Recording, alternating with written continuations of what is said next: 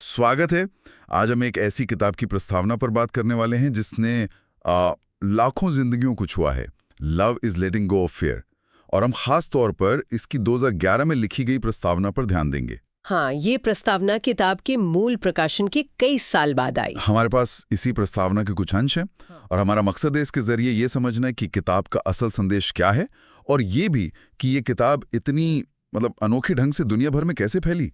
और कहानी शुरू होती है एक बहुत ही दिलचस्प मोड़ से। इसके लेखक जेरी जैम्पोल्स्की को बचपन में डिस्लेक्सिया था। हाँ। और यूनिवर्सिटी में उनके अंग्रेजी के प्रोफेसर ने उनसे कहा था भगवान के लिए कभी किताब लिखने की कोशिश मत करना। कमाल है, ये अपने आप में एक बहुत बड़ी प्रेरणा है ना, कि कैसे कोई अपनी अंदरूनी सीमाओं और दूसरों के जजमेंट से ऊपर उठकर कुछ ऐसा रच सकता है जिसका असर इतना गहरा हो, इतना विश्वव्यापी। बिल्कुल।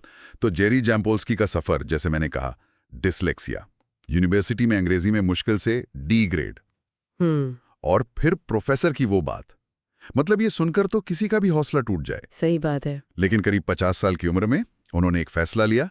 उन्होंने तय किया कि अब बहुत हुआ दूसरों के विचारों को खुद पर हावी होने देना।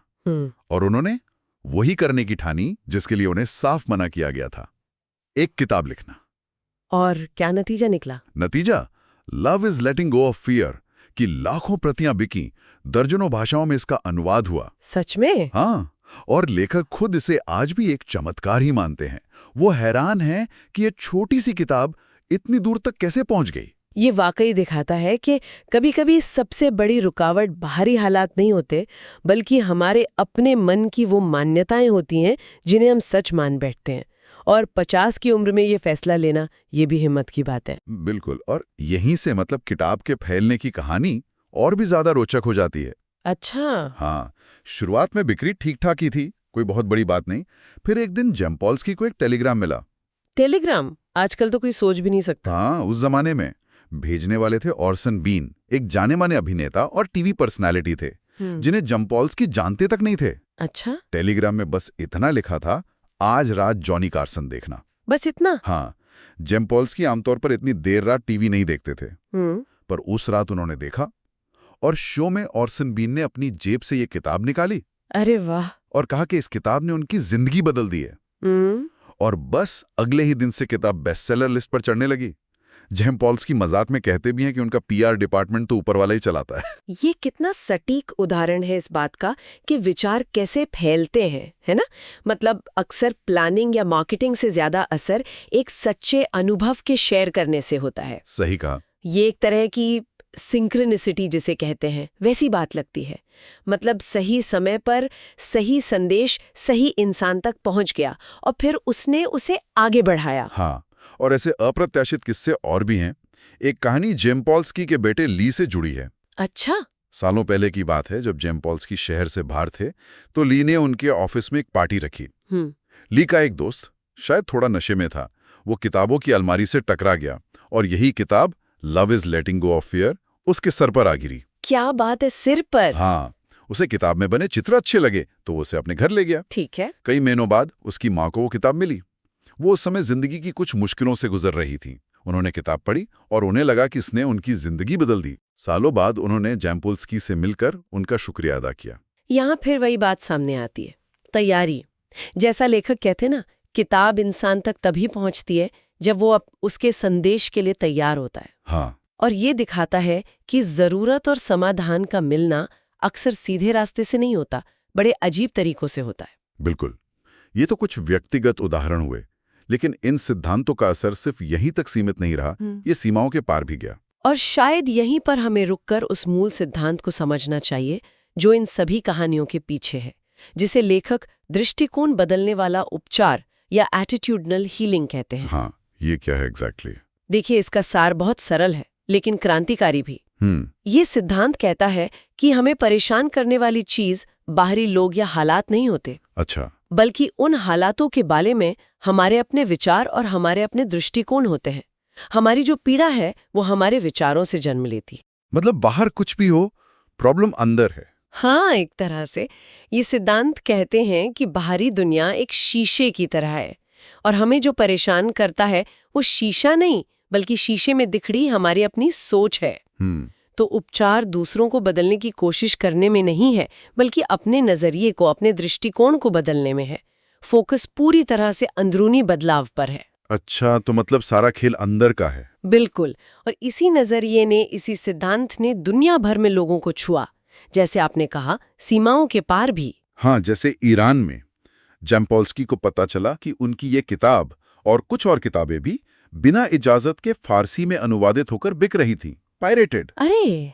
और तेहरान यूनिवर्सिटी के एक प्रोफेसर ने उन्हें बताया कि कैसे उनकी शादी बिल्कुल टूटने के कगार पर थी, रोज झगड़े होते थे। फिर उन्हें यही पायरेटेड किताब मिली और इसे पढ़ने के बाद उनकी शादी बच गई। कमाल है। यहाँ तक कि रूस में, जो उसमें सोवियत संघ था, जब वो वहां गए तो उनके जो गाइड और अनुवादक थे वो असल में केजीबी एजेंट निकले। क्या? KGB agent? हाँ। ये बात उन्हें बाद में पता चली और उन एजेंटों ने जैम्पोल्स्की से उनकी किताबों की रूसी प्रतियां मांगी। Love is letting go of fair और एक और किताब थी a mini course of life. क्यों? पूछने पर पता चला कि वो इन किताबों का इस्तेमाल दूसरे एजेंटों को अंग्रेजी सिखाने के लिए कर रहे थे, क्योंकि उनके विचार, प्रेम और क्षमा के विचार उन्हें नए और दिलचस्प लगे। सोचिए जरा, सुरक्षा एजेंट प्रेम और क्षमा के सिद्धांतों पर बात कर रहे हैं, भले ही भाषा सीखने के बहाने ही सही। है ना? ये दिखाता है कि ये जो मानवीय सिद्धांत है, ये किसी राजनीतिक या सांस्कृतिक दायरे में बंधे नहीं हैं। ये हर जगह गूंजते हैं। सही बात है। और ये सिद्धांत सिर्फ वयस्कों या खास परिस्थितियों के लिए ही नहीं है। इसने हर उम्र और हर पृष्ठभूमि के लोगों पर असर डाला है। ऐसी कई कहानियां हैं, पर कुछ तो वाकई सोचने पर मजबूर कर देती हैं। जैसे एरिज़ोना का वो कैदी, हाँ, उसने गुस्से में जैम्पोल्स्की को एक खत लिखा। कहा कि आप क्या जानो माफी क्या होती है, कभी मेरी तरह एकांत कारावास में रहकर देखो, तब पता चलेगा। गुस्सा तो स्वाभाविक है शायद। हाँ, पर जैम्पोल्स्की ने जवाब दिया। फिर वो जेल में उससे मिले भी और बातचीत के बाद उस कैदी को यह एहसास हुआ कि असली जेल तो सलाहों की है ही नहीं। तो फिर? असली जेल उसके अपने मन का डर और गुस्सा है। रिहाई के बाद उसने न केवल अपने जानने वालों को माफ किया, बल्कि जेल में बंद और मरणासन्न लोगों के साथ काम करना भी शुरू कर दिया। ये कहानी बंधन के असली मतलब पर सोचने को मजबूर करती है ना? क्या हमें बाहरी परिस्थितियां बांधती हैं या हमारे अपने हमलावर विचार, वो गुस्सा, वो जजमेंट, वो डर जिन्हें हम पकड़े रहते हैं? उस कैदी ने पाया कि सच्ची आजादी तो अंदर है। बिल्कुल। एक और कहानी है एक व्यक्ति की, जिसे पता चला कि उसके पिता नाजी पार्टी और एसएस के सदस्य थे। ओह, ये तो बहुत भारी बात है। हाँ, इस सच्चाई ने उसे बिल्कुल तोड़ दिया था। शर्म और पीड़ा से उभरने और अपने पिता को माफ करने में इसी किताब के सिद्धांतों ने उसकी मदद की। और फिर? इसके बाद उसने अपना बिजनेस छोड़ दिया और एक मस्खरा बन गया, एक क्लाउन। क्लाउन? क्यों? उसका कहना था कि दुनिया को ठीक करने का सबसे अच्छा तरीका है लोगों की जिंदगी में खुशी और हंसी लाना। वाह। और उसने अपने मस्खरे वाले बड़े जूतों के बारे में बताया, ये इतने लंबे इसलिए हैं ताकि मेरे पिता मेरे जूतों में मेरे साथ चल सके जब हम दुनिया को एक साथ ठीक करते हैं। ये क्षमा की परिवर्तनकारी शक्ति का कितना अद्भुत, कितना शक्तिशाली रूपक है। क्षमा अतीत को मिटाती नहीं है, लेकिन उसे इस तरह देखने में मदद करती है जिससे उपचार हो सके, आगे बढ़ा जा सके। हाँ, उसने अपने पिता के अतीत की उस भयानक पीड़ा को दूसरों के लिए खुशी बनाने के मिशन में बदल दिया। ये सिर्फ व्यक्तिगत शांति नहीं रही, ये एक तरह की सकारात्मक कार्यवाही बन गई। बहुत खूब। से टूट गई थी। उसने इन सिद्धांतों से खुद को संभाला और दूसरों की मदद के लिए केंद्र शुरू किया। या कैमरून का वो व्यक्ति जो नशे की लत में अपना सब कुछ खो चुका था, उसे सड़क किनारे एक पुरानी किताबों की दुकान पर यह किताब मिली। अच्छा। उसने उसे कई बार पढ़ा, नशा छोड़ दिया, उसका परिवार वापस आ गया और अब वो वहां दृष्टिकोण बदलने वाले उपचार के सहायता समूह चला रहा है। इन सभी कहानियों में, चाहे वो कैद हो, ऐतिहासिक आघात हो, नशे की लत हो या कोई व्यक्तिगत त्रासदी, एक ही पैटर्न दिखता है। क्या? बाहरी हालात भयानक थे, इसमें कोई शक नहीं, लेकिन बदलाव तब आया जब फोकस अंदरूनी दृष्टिकोण पर गया। ये है दृष्टिकोण बदलने वाले उपचार की शक्ति। हाँ। और ये समझना भी जरूरी है कि ये कोई धर्म नहीं है। हाँ, ये बात उन्होंने प्रस्तावना में लिखी है। हाँ, ये एक व्यवहारिक तरीका है मन की शांति पाने का, जो किसी भी धर्म या विश्वास प्रणाली के साथ काम कर सकता है या उनके बिना भी। पहला केंद्र 1975 में कैलिफोर्निया में शुरू हुआ था, खासकर गंभीर रूप से बीमार बच्चों और उनके परिवारों की मदद के लिए, और सारे सीधी सेवाएं हमेशा मुफ्त रही हैं। अच्छा। समय के साथ इसका दायरा बढ़ता गया। आज ये बीमारी, शोक, रिश्तों की चुनौतियों, स्कूलों में हिंसा की रोकथाम जैसे कई मुद्दों पर काम करने वाले सहायता समूहों, स्कूल कार्यक्रमों और कार्यशालाओं के जरिए दुनिया भर के 30 से ज्यादा देशों में फैला हुआ है। और जैसा कि हमने उन सभी कहानियों में देखा, इन सब के केंद्र में जो एक चीज है वो है क्षमा, फॉरगिवनेस। हाँ, और क्षमा का मतलब समझना बहुत जरूरी है। जैसा कि स्रोत में साफ लिखा है, क्षमा का मतलब ये बिल्कुल नहीं है कि जो गलत हुआ उसे सही मान लिया जाए या उसे अनदेखा कर दिया जाए। हाँ, ये गलतफहमी बहुत होती है।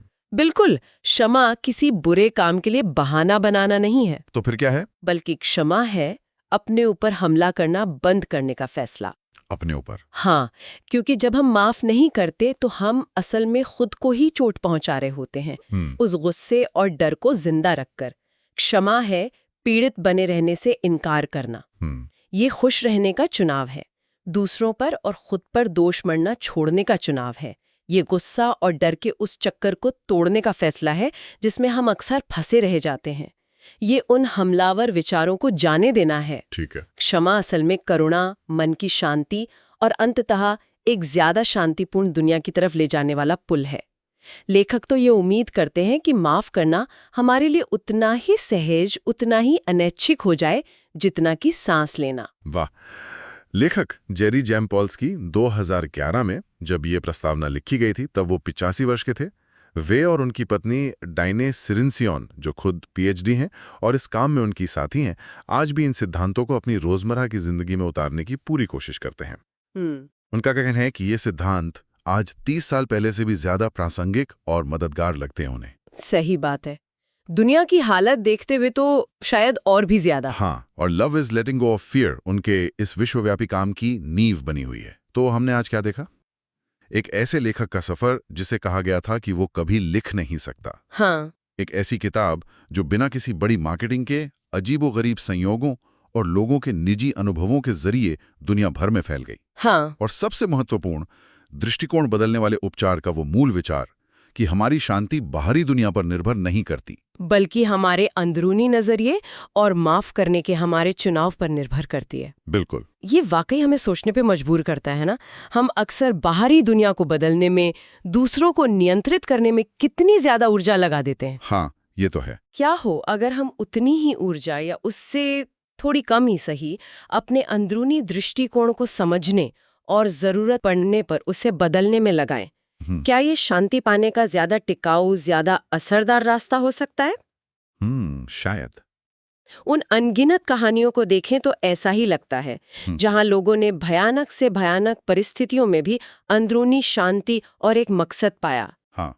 शायद आज हम सब खुद से ये पूछ सकते हैं, हम अपने कौन से हमलावर विचारों, चाहे वो अपने प्रति हो या दूसरों के प्रति, कोई जजमेंट हो, गुस्सा हो या डर हो, उन्हें आज छोड़ने का चुनाव कर सकते हैं, ताकि डर की जगह प्यार को चुन सकें। जैसा उस मस्खरे की कहानी ने दिखाया, शायद दुनिया को ठीक करने की शुरुआत हमारे अपने मन की शांति और क्षमा के छोटे छोटे निजी फैसलों से ही होती है, चाहे हमारे जूते कितने भी बड़े क्यों ना हो।